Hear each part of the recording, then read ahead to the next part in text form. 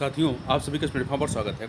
यहाँ पर हम लोग आगामी जो ग्राम विकास अधिकारी का 2018 का री एग्ज़ाम होना है और जो आगामी ग्राम विकास अधिकारी 2023 की परीक्षा होनी है, उसके लिए करंट अफेयर देख रहे हैं। तो यहाँ पर जो हम लोग करंट अफेयर देख रहे हैं, यह यूथ पब्लिकेशन के द्वारा जो करंट अफेयर की मैगजीन प्रकाशित की गई है, जिसमें करंट अफेयर को क्वेश्चन फॉर्म में दिया गया है, उसको यहाँ पर हम लोग देखेंगे। और इसमें कुल 8 सेक्शन है। तो आज के वीडियो में हम लोग इसका जो राष्ट्रीय परिदृश्य वाला पोर्शन है, उस पोर्शन को यहाँ पर हम लोग कवर करेंगे। तो चलिए प्रारंभ करते हैं। पहला प्रश्न है आपका कि अप्रैल 2023 में सौराष्ट्र तमिल संगमम का आयोजन कहाँ पर किया गया? तो इसका आयोजन गुजरात में किया गया। 17 से 26 अप्रैल 2023 को इसका आयोजन स्थल कहाँ पे था? तो गुजरात के सोमनाथ द्वारका एवं स्टैचू ऑफ यूनिटी में किया गया। और यह कार्यक्रम एक भारत श्रेष्ठ भारत की भावना को बढ़ावा देगा। तथा इसको क्यों किया गया इसका आयोजन? तो ये कई सदी पूर्व बड़ी संख्या में लोग सौराष्ट्र क्षेत्र से तमिलनाडु चले गए थे। इसे देखते हुए सौराष्ट्र तमिल संगमम ने सौराष्ट्र के तमिलों को अपनी जड़ों के साथ फिर से जुड़ने का एक अवसर प्रदान किया है। आगे बढ़ते हैं।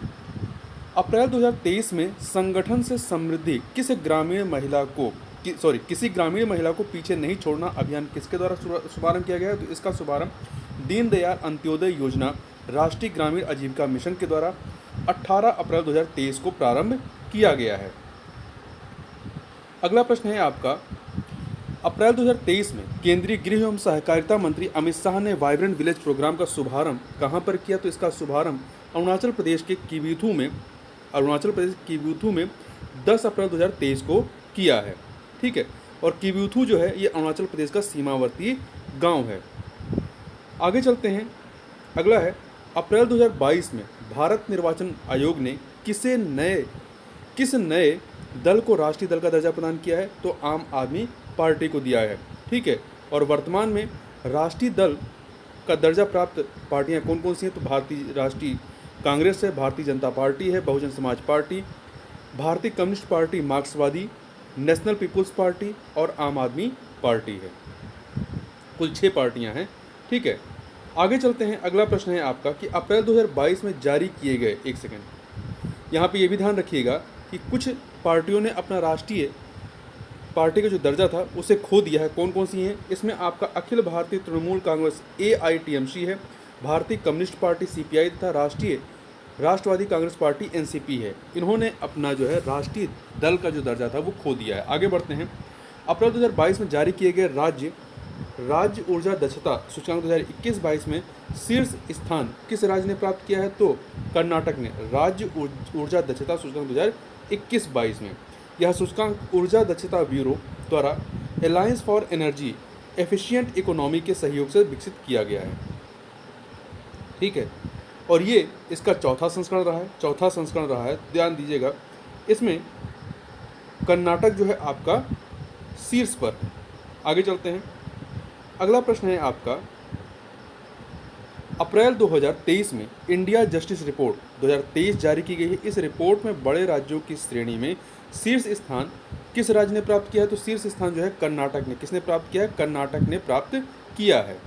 तो यहाँ पर इस रिपोर्ट से संबंधित जो महत्वपूर्ण तथ्य हैं उनकी यदि बात करें तो इस रिपोर्ट के माध्यम से भारतीय राज्यों को न्याय तक उनकी पहुँच की क्षमता के अनुसार रैंक प्रदान की जाती है। और इसको जारी किसने किया? Tata trust centre for social justice, common cause और कॉमनवेल्थ ह्यूमन राइट इनिशिएटिव के सहयोग से। और ये इसका तीसरा संस्करण है। पहला संस्करण 2019 में आया था। और इसमें जो है इसमें राज्यों की 2 श्रेणियां हैं, बड़े एवं मध्यम आकार के राज्य और छोटे राज्य। तो बड़े एवं मध्यम आकार के राज्यों में कुल 18 राज्य हैं, छोटे राज्यों में कुल 7 राज्य। बड़े राज्यों में शीर्ष स्थान प्राप्त करता राज्य जो है कर्नाटक है और बड़े राज्यों में अंतिम स्थान प्राप्त करता राज्य उत्तर प्रदेश है। और वहीं बड़े राज्यों में शीर्ष 3 राज्य कौन से हैं? कर्नाटक, तमिलनाडु और तेलंगाना है। और अंतिम 3 राज्य बिहार, पश्चिम बंगाल, उत्तर प्रदेश है। छोटे राज्यों की श्रेणी में शीर्ष स्थान प्राप्त करता कौन सा राज्य है?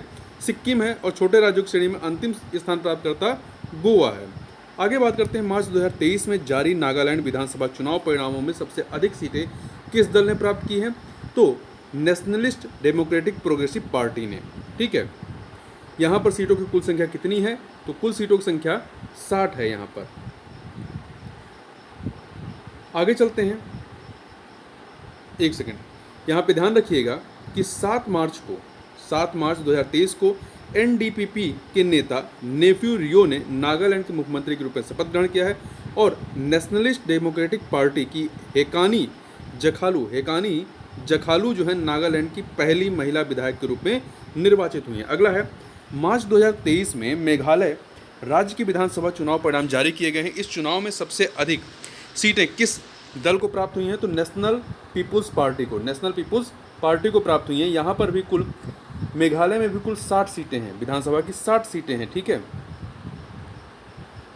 और इसके अतिरिक्त यहाँ पर ध्यान दीजिएगा कि इस चुनाव में कोनराड के संगमा के नेतृत्व वाली नेशनल पीपुल्स पार्टी ने सबसे अधिक 26 सीटें प्राप्त की और 7 मार्च 2023 को कोनराड के संगमा ने लगातार दूसरी बार मेघालय के मुख्यमंत्री पद की शपथ ली है।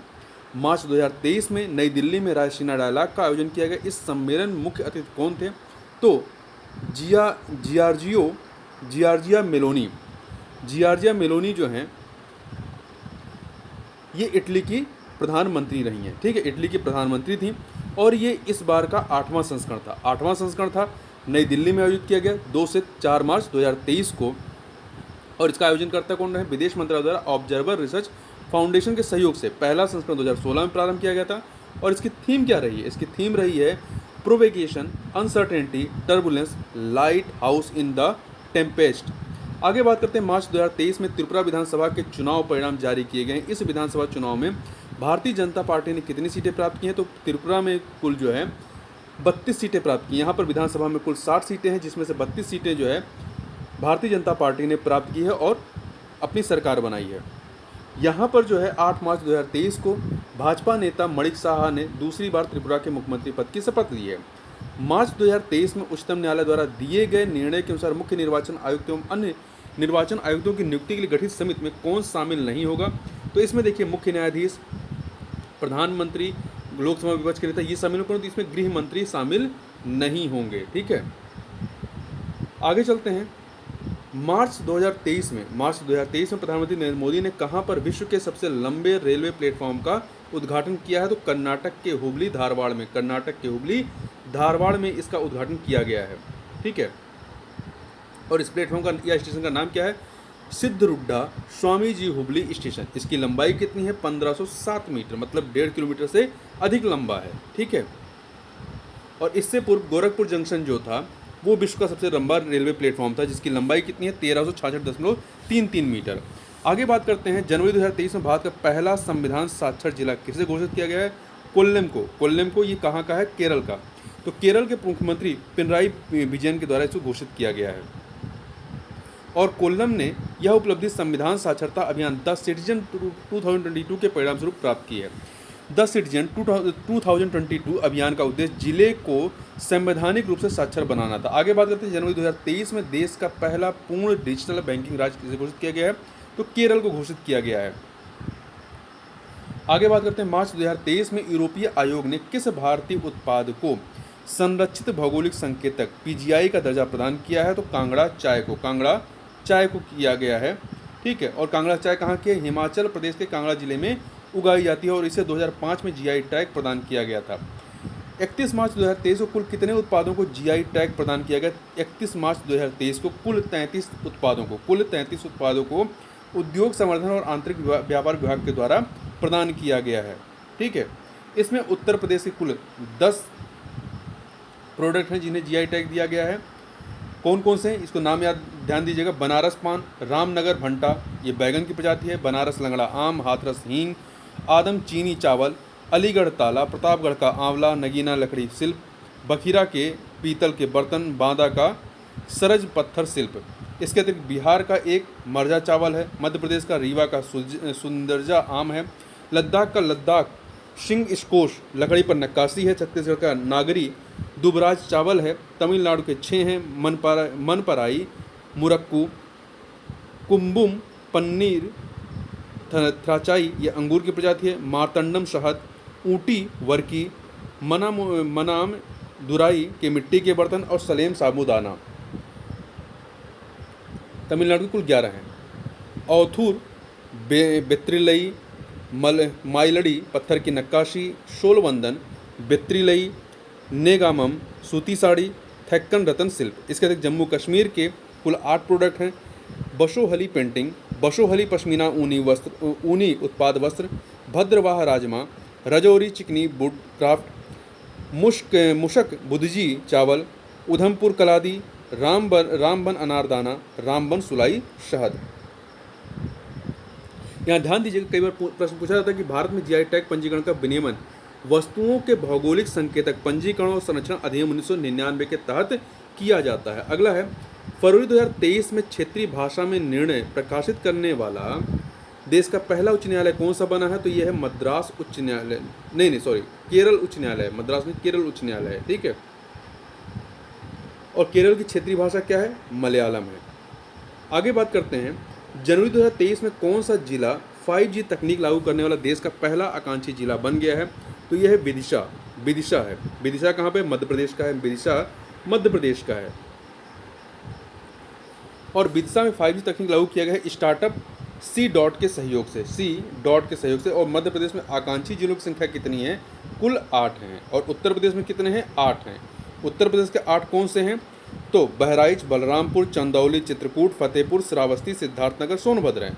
और ये जो आकांक्षी जिला कार्यक्रम है, इसका शुभारंभ प्रधानमंत्री मोदी के द्वारा जनवरी 2018 में किया गया था। आगे बात करते हैं, जनवरी 2023 में कौन सा जिला अपने सभी जनजाति लोगों को बुनियादी दस्तावेज प्रदान करने वाला देश का पहला जिला बन गया है?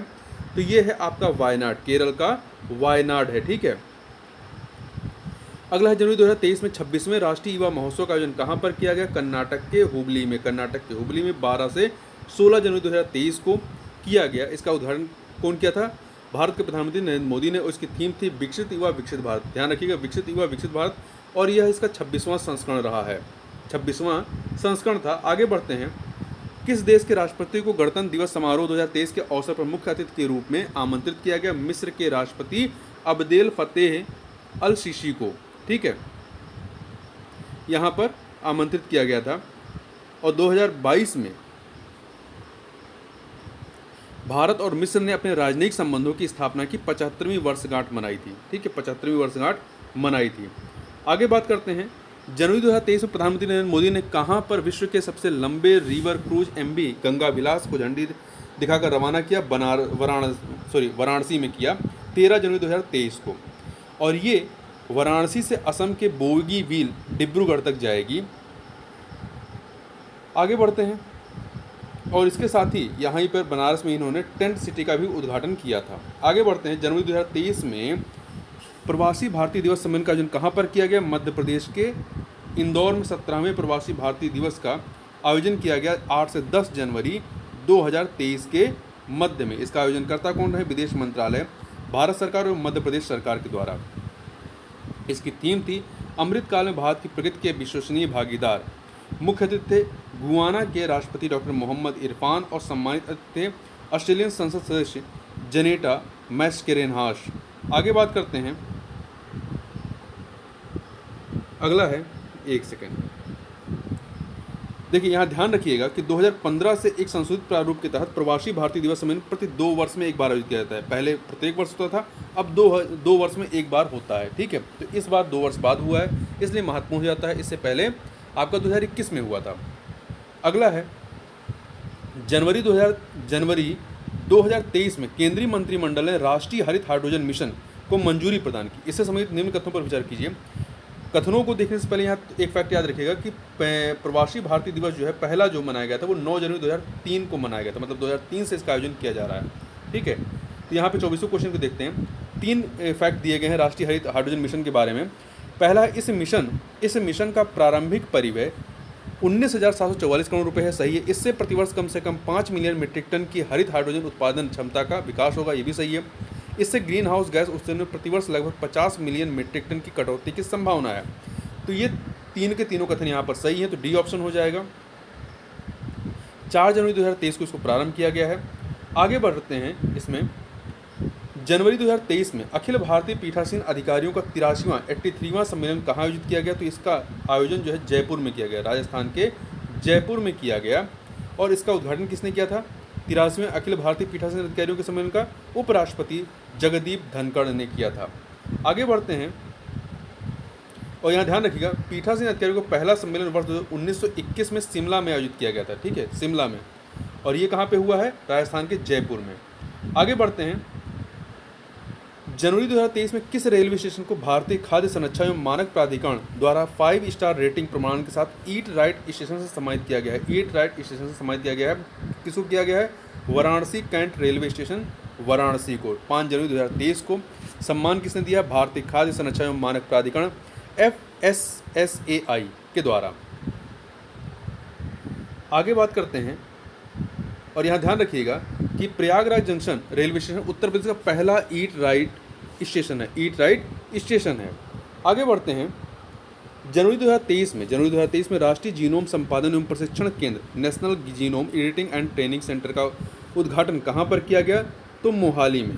कहाँ पर किया गया? पंजाब के मोहाली में किया गया 5 जनवरी 2023 को। इसका उद्घाटन केंद्रीय विज्ञान और प्रौद्योगिकी राज्य मंत्री स्वतंत्र प्रभार डॉक्टर जितेंद्र सिंह के द्वारा किया गया है। आगे बढ़ते हैं। अगला है, जनवरी 2023 में भारत के सबसे बड़े हॉकी स्टेडियम का उद्घाटन कहाँ पर किया गया? तो इसका उद्घाटन आपका उड़ीसा के राउरकेला में किया गया, उड़ीसा के मुख्यमंत्री नवीन पटनायक के द्वारा। आगे चलते हैं। जनवरी 2023 में राष्ट्रपति द्रौपदी मुर्मू ने कहाँ पर एक संविधान उद्यान का उद्घाटन किया? तो जयपुर राजभवन में किया गया है, ठीक है।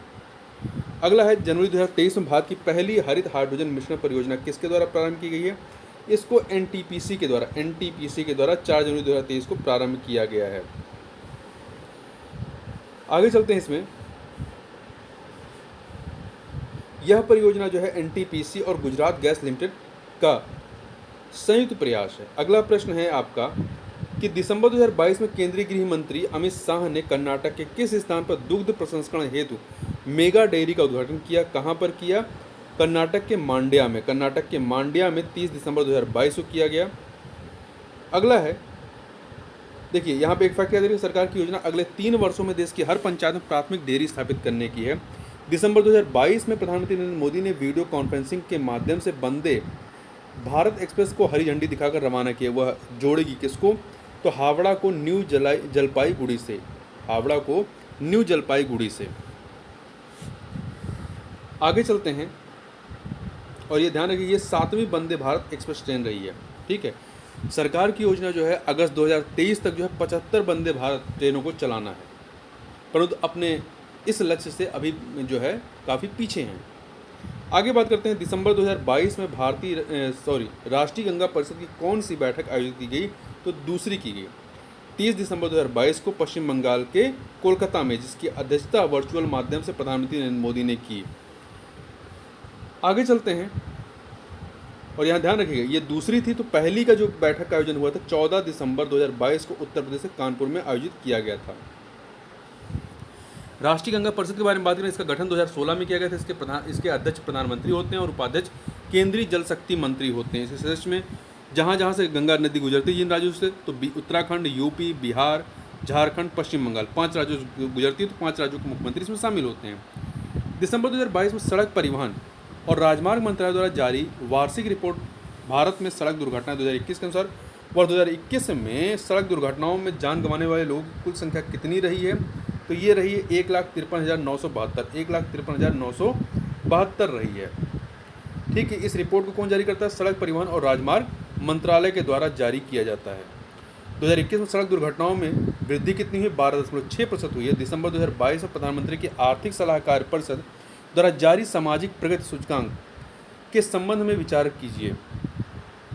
4 कथन दिए गए हैं। पहला, पुडुचेरी, लक्षद्वीप और गोवा सामाजिक प्रगति सूचकांक में श्रेष्ठ प्रदर्शन करने वाले राज्य या केंद्र शासित प्रदेश हैं, सही कथन है। दूसरा, झारखंड और बिहार सबसे खराब प्रदर्शन करने वाले राज्य हैं, ये भी कथन सही है आपका।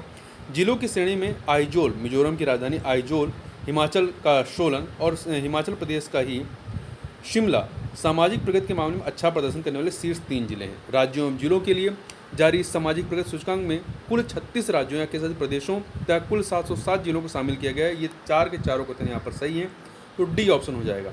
इसको जारी किसने किया? प्रधानमंत्री की आर्थिक सलाहकार परिषद ने 20 दिसंबर 2022 को। आगे चलते हैं अगले प्रश्न पर, एक सेकंड। अगला प्रश्न है, दिसंबर 2022 में 9वीं विश्व आयुर्वेद कांग्रेस और आरोग्य एक्सपो 2022 का आयोजन कहाँ पर किया गया? तो पणजी में किया गया, गोवा के पणजी में किया गया 8 से 11 दिसंबर 2022 को। ठीक है। प्रधानमंत्री द्वारा उद्घाटन 3 राष्ट्रीय आयुष संस्थानों का उद्घाटन किया गया इस दौरान। कौन कौन से? तो गोवा का अखिल भारतीय आयुर्वेद संस्थान, गाजियाबाद उत्तर प्रदेश का राष्ट्रीय यूनानी चिकित्सा संस्थान और दिल्ली का राष्ट्रीय होम्योपैथी संस्थान। आगे बात करते हैं इसका मूल विषय क्या रहा, थीम क्या रही? आयुर्वेद फॉर वन हेल्थ रही है। और प्रथम विश्व आयुर्वेद कांग्रेस का उद्घाटन जो कार्यक्रम हुआ था वो 2002 में कोच्चि में, केरल के कोच्चि में हुआ था। ठीक है। तो और ये आपका 9वां रहा है। ठीक है। पहला आपका जो है 2002 में हुआ था और 9वां 2023 में हुआ है। हाल ही में संपन्न गुजरात विधानसभा चुनाव 2022 में भारतीय जनता पार्टी को कुल कितनी सीटें मिली हैं? कुल 156 सीटें, 156 सीटें मिली हैं। और यहाँ पर कुल विधानसभा सीटें कितनी हैं?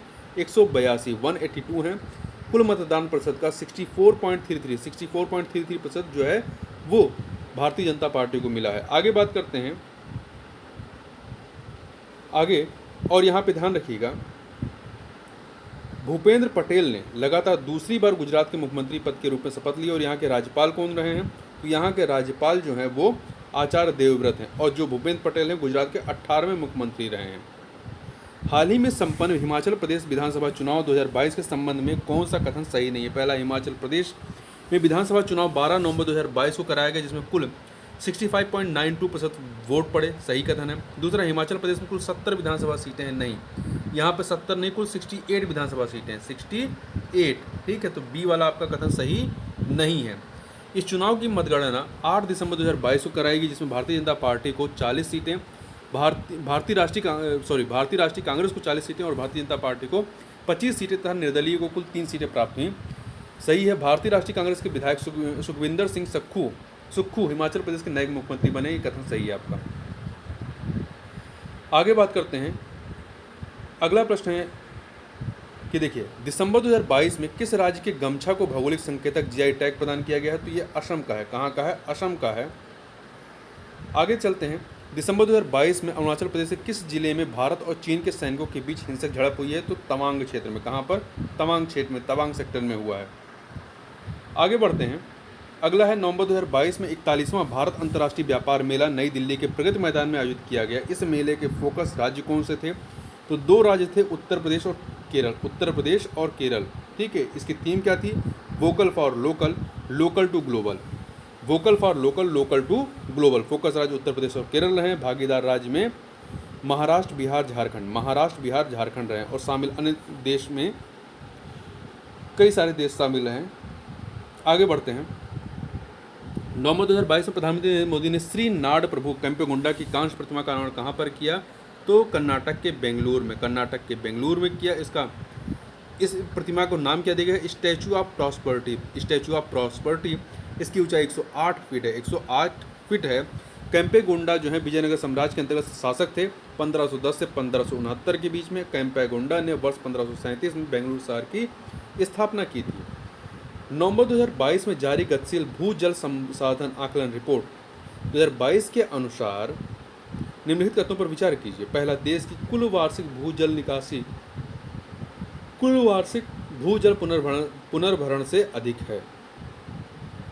देश की कुल वार्षिक भूजल निकासी, तो सही कथन बताना यहाँ पर, ये सही नहीं। दूसरा, देश में भूजल निकास वर्ष 2004 के बाद सबसे कम है, ये कथन आपका नहीं, बताना कौन सही है। पहला वाला कथन तो आपका गलत है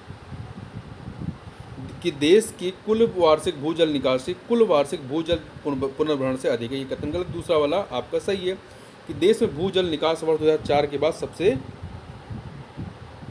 कम है। एक सेकेंड, देखिए सही है। वर्ष 2022 में देश में भूजल निकासी वर्ष 2004 के बाद से सबसे कम है। ठीक है, कथन सही है। आगे बात करते हैं, हाल ही में काशी तमिल संगमम का आयोजन कहाँ पर किया गया? बनारस हिंदू विश्वविद्यालय वाराणसी में 17 नवंबर से 16 दिसंबर 2022 को। ठीक है। इसका उद्घाटन समारोह के मुख्य अतिथि कौन थे? प्रधानमंत्री नरेंद्र मोदी। और समापन समारोह के मुख्य अतिथि गृहमंत्री अमित शाह थे। आगे बात करते हैं, नवंबर 2022 में तमिलनाडु में भारत के पहले मल्टी मॉडल लॉजिस्टिक पार्क के लिए कार्य का आवंटन किया गया। इसे बनाने का प्रोजेक्ट किसे आवंटित किया गया है? तो इसे बनाने का जो प्रोजेक्ट है किसे आवंटित किया, रिलायंस इंडस्ट्रीज लिमिटेड को, रिलायंस इंडस्ट्रीज लिमिटेड को। ये तमिलनाडु के चेन्नई में बनेगा। नवंबर 2022 में किस मंत्रालय ने देश का पहला हरित पत्तन और पोत परिवहन के लिए राष्ट्रीय उत्कृष्टता केंद्र का शुभारंभ किया है? तो किसने किया है? पत्तन, पोत परिवहन और जल मार्ग मंत्रालय ने किया है 18 नवंबर 2022 को। ठीक है, आगे चलते हैं।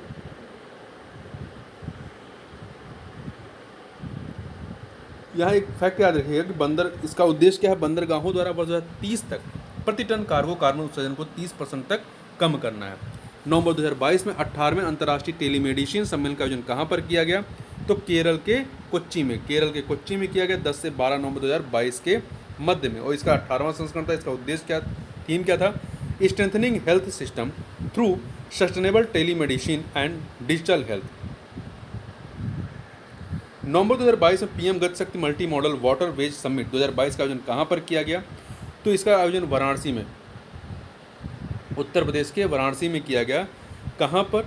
दीनदयाल हस्तकला संकुल, वाराणसी उत्तर प्रदेश में किया गया। आगे बात करते हैं। अक्टूबर 2022 में 2022 में स्वच्छ भारत 2022 के अंतर्गत पूरे भारत के लिए मेगा स्वच्छता अभियान का शुभारंभ कहाँ पर किया गया? तो नई दिल्ली के चांदनी चौक में 19 अक्टूबर 2022 को। इसे शुभारंभकर्ता कौन थे? केंद्रीय युवा कार्यक्रम और खेल मंत्री अनुराग सिंह ठाकुर। आगे बात करते हैं, और ये देखिए, प्रयागराज से 1 महीने का राष्ट्रव्यापी स्वच्छ भारत 2022 कार्यक्रम का शुभारंभ भी किया गया अनुराग सिंह ठाकुर के द्वारा 1 अक्टूबर 2022 को। अक्टूबर 2022 में एशिया के सबसे बड़े संपीड़ित बायोगैस संयंत्र का उद्घाटन कहाँ पर किया गया? तो उसका उद्घाटन पंजाब के संगरूर में किया गया। ठीक है, उद्घाटनकर्ता कौन थे? केंद्रीय पेट्रोलियम और प्राकृतिक गैस एवं आवास एवं शहरी कार्य मंत्री हरदीप सिंह पुरी रहे हैं। आगे चलते हैं। अगला प्रश्न है कि अक्टूबर 2022 में भगवान शिव की ध्यान मुद्रा में विराजित शिव की सबसे बड़ी प्रतिमा का लोकार्पण कहाँ पर किया गया है? तो राजस्थान के राजसमंद जिले के नाथद्वारा में किया गया है। लोकार्पणकर्ता कौन रहे? मुरारी बापू रहे, और राजस्थान के मुख्यमंत्री अशोक गहलोत की उपस्थिति में।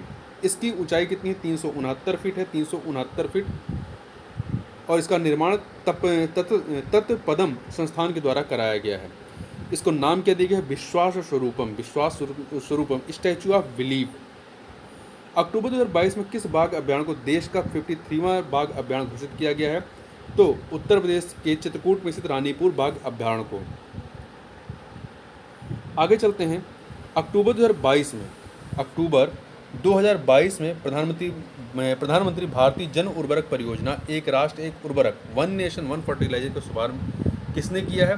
तो इसका शुभारंभ जो है नरेंद्र मोदी ने किया। नरेंद्र मोदी ने 17 अक्टूबर 2022 को किया है। इस परियोजना के तहत प्रधानमंत्री ने भारत यूरिया बैग को भी लॉन्च किया है। इसके अंतर्गत उर्वरकों के लिए एक ही ब्रांड और लोगों का उपयोग किया जाएगा। आगे बढ़ते हैं। अगला प्रश्न है कि अक्टूबर 2022 में देश में पहली बार हिंदी में MBBS पाठ्यक्रम का शुभारंभ कहाँ पर किया गया है? तो आपका मध्य प्रदेश के भोपाल में शुभारंभकर्ता अमित शाह जो कि केंद्रीय गृह और सहकारिता मंत्री, इनके द्वारा। इस पहल का शुभारंभ नई शिक्षा नीति 2020 के तहत किया गया है। आगे बात करते हैं। अगला है अक्टूबर 2022 में स्वामी रामानुजाचार्य जी की प्रतिमा स्टैचू ऑफ डिग्निटी मर्यादा मूर्ति का अनावरण कहाँ पर किया गया है? तो इसका कहाँ पर किया गया? उत्तर प्रदेश में अयोध्या के अंबाजी मंदिर परिसर में किया गया है, उत्तर प्रदेश के मुख्यमंत्री योगी आदित्यनाथ जी के द्वारा। और किस अवसर पर? रामानुजाचार्य की 1000वीं जयंती पर। इसकी ऊंचाई कितनी है? 5 फीट की है, और प्रतिमा का निर्माण मकराना के संगमरमर से किया गया है। अक्टूबर 2022 में प्रारंभ की गई युवा 2.0 योजना के तहत कुल कितने युवा लेखकों का चयन किया जाएगा? कुल 75 युवा लेखकों का चयन किया जाएगा, जो 30 वर्ष से कम आयु के होंगे। ठीक है। शुभारंभकर्ता उच्च शिक्षा विभाग, शिक्षा मंत्रालय। कार्यान्वयन एजेंसी नेशनल बुक ट्रस्ट है। आगे बात करते हैं, और ध्यान रखिए इसकी थीम क्या थी? Democracy, institutions, events, people and constitutional value. आगे बढ़ते हैं। अगला प्रश्न है आपका कि अक्टूबर 2022 में भारत में कहाँ पर 5G मोबाइल सेवा का शुभारंभ किया गया? तो कहाँ पर किया गया? नई दिल्ली में किया गया। ठीक है, इंडिया मोबाइल कांग्रेस 2022 के अवसर पर। और इंडियन मोबाइल कांग्रेस 2022 की थीम क्या थी? तो new digital universe, new digital universe. देखिए ये 5G किया गया।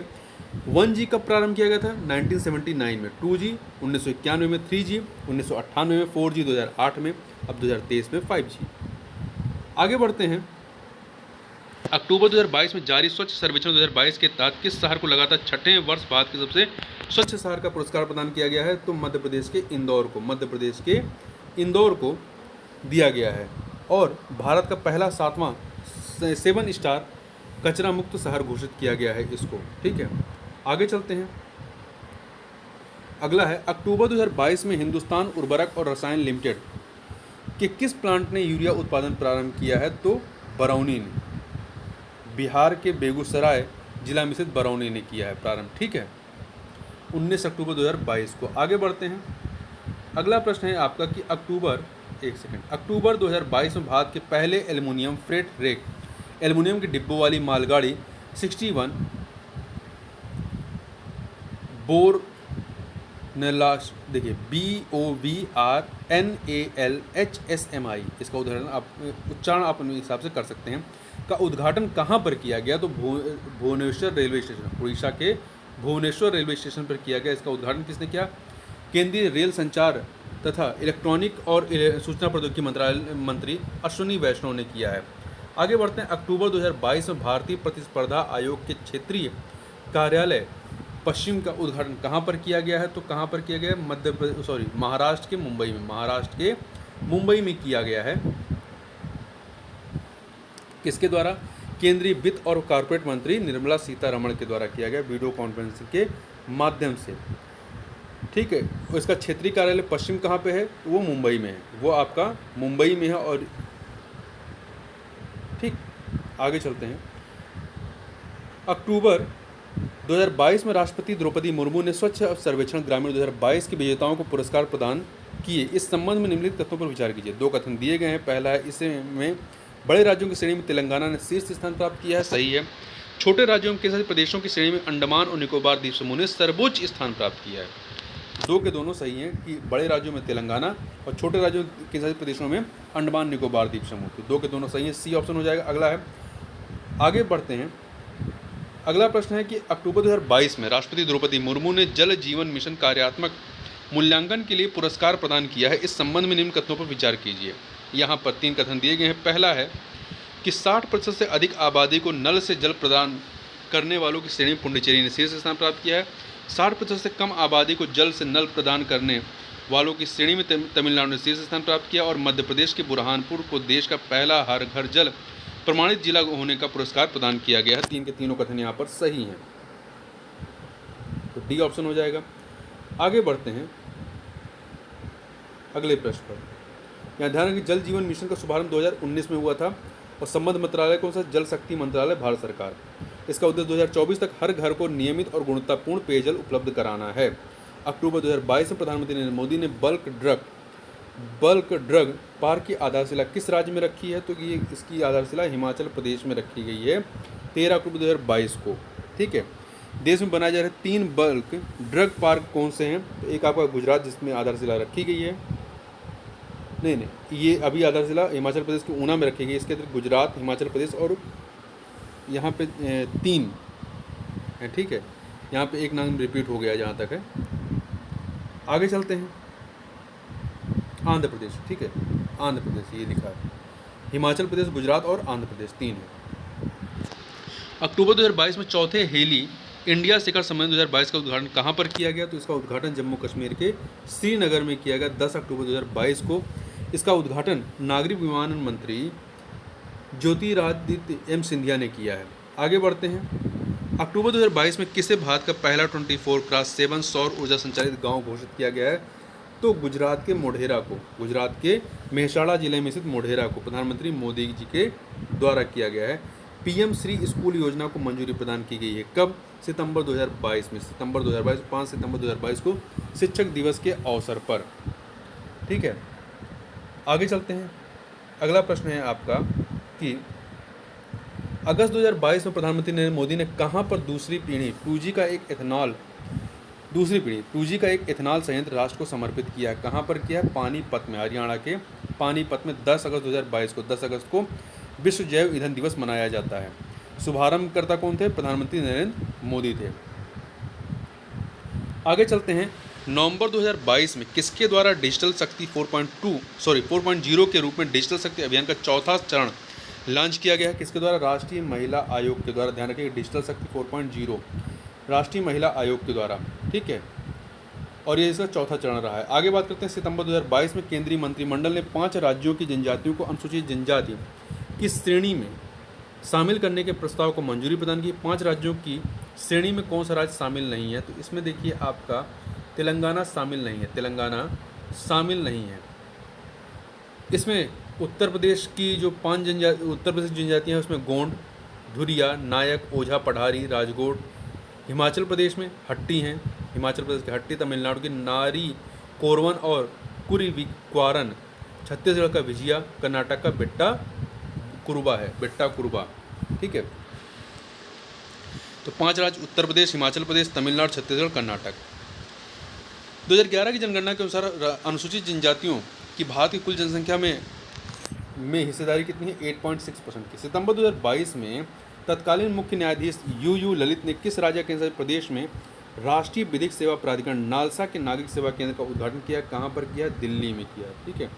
दिल्ली में 6 दिसंबर 2022 को इसका उद्घाटन तत्कालीन मुख्य न्यायाधीश उदय उमेश ललित ने किया था। आगे बढ़ते हैं। अगला प्रश्न है, अगस्त 2022 में किस केंद्र शासित प्रदेश द्वारा भारत के पहले वर्चुअल स्कूल का प्रारंभ किया गया है? तो दिल्ली के वर्चुअल स्कूल का शुभारंभ किया गया है दिल्ली के मुख्यमंत्री अरविंद केजरीवाल के द्वारा। आगे बात करते हैं। सितंबर 2022 में विश्व का तीसरा वानिकी विश्वविद्यालय किस देश में स्थापित किए जाने हेतु प्रस्ताव पारित किया गया है? तो भारत में, ठीक है, भारत के तेलंगाना में इसको स्थापित किया जाएगा। भारत का पहला और विश्व का तीसरा वानिकी विश्वविद्यालय होगा ये। विश्व के जो अन्य हैं वो आपका एक रूस में है, एक चीन में है, तीसरा भारत में। अगस्त 2022 में Hooghly Cochin shipyard limited HCSL को किसने राष्ट्र को समर्पित किया है? तो सर्बानंद सोनेवाल ने किया है पश्चिम बंगाल के हावड़ा के नजीर जंग में। सर्बानंद सोनेवाल जो है केंद्रीय पत्तन पोत और जलमार्ग व आयुष मंत्री हैं। आगे बढ़ते हैं। अगस्त 2022 में हर घर जल प्रमाणन के संदर्भ में निम्न कथनों पर विचार कीजिए। 2 कथन दिए गए हैं, बताना कौन सही है। गोवा पहला हर घर जल प्रमाणित राज्य बन गया है, सही है। दादरा एवं नगर हवेली और दमन एवं दीव पहला हर घर जल प्रमाणित केंद्र शासित प्रदेश बन गए हैं, सही है। 2 के दोनों कथन यहाँ पर सही हैं, इसलिए आपका सी ऑप्शन हो जाएगा। आगे बात करते हैं। देखिए आगे इसका शुभारंभ कब हुआ था? 2019 में किया गया था। संबंध मंत्रालय कौन सा? पेयजल एवं स्वच्छता विभाग, जल शक्ति मंत्रालय। इसके तहत 2024 तक देश के प्रत्येक ग्रामीण परिवार को नल कनेक्शन के माध्यम से गुणवत्तापूर्ण पेयजल की आपूर्ति करना। सितंबर 2022 में किस राज्य में देश के सबसे बड़े रबर डैम का उद्घाटन किया गया है? बिहार के फल्गु नदी पर, बिहार में स्थित फल्गु नदी पर किया गया है, गया में। बिहार के गया के फल्गु नदी पर किया गया। 8 सितंबर 2022 को बिहार के मुख्यमंत्री नीतीश कुमार के द्वारा इसका शुभारंभ किया गया है। अगस्त 2022 में विश्व के सबसे बड़े कार्बन फाइबर संयंत्र के निर्माण करने की घोषणा की गई। इसकी स्थापना कहाँ की जाएगी? गुजरात के हजीरा में रिलायंस इंडस्ट्रीज के द्वारा इसकी स्थापना की जाएगी। अगस्त 2022 में HPCL ने अपनी पहली गोबर से संपीड़ित बायोगैस परियोजना का शुभारंभ कहाँ पर किया है? राजस्थान के संचौर में इसका शुभारंभ करता हिंदुस्तान पेट्रोलियम कॉर्पोरेशन लिमिटेड रहा है। यह संयंत्र 1 वर्ष की अवधि में कार्यरत हो जाएगा तथा प्रतिदिन 100 टन गोबर का उपयोग करेगा। आगे बात करते हैं। यहाँ ध्यान रखिएगा कि इस परियोजना को भारत सरकार की वर्ष 2018 में प्रारंभ गोबर धन योजना के तहत विकसित किया जा रहा है। तो गोबर धन योजना 2018 में प्रारंभ की गई थी। सितंबर 2022 में कर्तव्य पथ का उद्घाटन किसके द्वारा किया गया? प्रधानमंत्री नरेंद्र मोदी के द्वारा किया गया, ठीक है। कर्तव्य पथ, पहले इसका नाम राजपथ था। आगे बात करते हैं। सितंबर 2022 में प्रधानमंत्री टीबी मुक्त भारत अभियान को किसके द्वारा लॉन्च किया गया? तो राष्ट्रपति द्रौपदी मुर्मू के द्वारा लॉन्च किया गया 9 सितंबर 2022 को। आगे बात करते हैं। ठीक है, टीबी उन्मूलन का लक्ष्य जो है भारत का वो कितना है? 2025 है, जबकि टीबी उन्मूलन का लक्ष्य जो है SDG में सतत विकास लक्ष्यों के अनुसार 2030 है। आगे चलते हैं। अगला प्रश्न है, सितंबर 2022 में केंद्र राज्य विज्ञान सम्मेलन का आयोजन कहाँ पर किया गया? तो गुजरात के अहमदाबाद में किया गया। और इसका उद्घाटनकर्ता नरेंद्र मोदी थे, भारत के प्रधानमंत्री। इन्होंने वीडियो कॉन्फ्रेंसिंग के माध्यम से इसका उद्घाटन किया, जो कि अहमदाबाद के साइंस सिटी में जिसका आयोजन हुआ। आगे चलते हैं। अगला है आपका, अगस्त 2022 में किस राज्य में विश्व की सबसे बड़ी फ्लोटिंग सोलर परियोजना के पहले चरण के निर्माण के लिए समझौते पर हस्ताक्षर किए गए हैं? तो मध्य प्रदेश में किया गया है। मध्य प्रदेश के खंडवा जिले में नर्मदा नदी के ओंकारेश्वर जलाशय पर। आगे बात करते हैं।